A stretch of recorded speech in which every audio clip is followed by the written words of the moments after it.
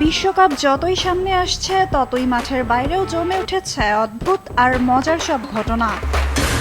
জার্মানির এক master Butcher Julia বোবেল এবার বিশ্বকাপ উপলক্ষে বানিয়েছেন ব্যতিক্রমী খাবার।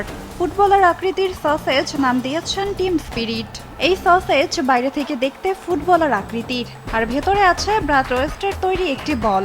মজার ব্যাপার হলো এটা বারবিকিউতে গ্রিল করে খাওয়া যাবে একদম সাধারণ সসেজের মতোই। এদিকে রেফারিদেরও চলছে বিশ্বকাপের জন্য শেষ মুহূর্তের প্রস্তুতি। যুক্তরাষ্ট্রের মায়ামিতে জড়ো হয়েছেন বিশ্বের বিভিন্ন দেশের রেফারিরা। সেখানে চলছে কঠোর ট্রেনিং ক্যাম্প।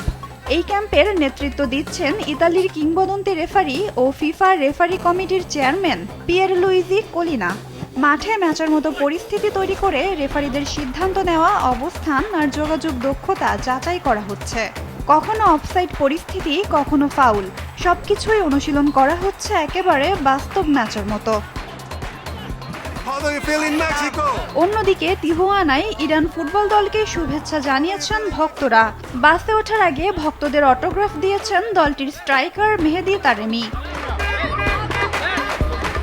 যুদ্ধের কারণে ইরান ফুটবল দলের যুক্তরাষ্ট্র প্রবেশ ও থাকা নিয়ে জটিলতা তৈরি হয়েছিল।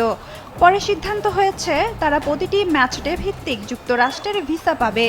সেক্ষেত্রে ম্যাচ খেলে মেক্সিকোতে ক্যাম্পে ফিরেই রাত কাটাতে হবে ইরানের ফুটবলারদের।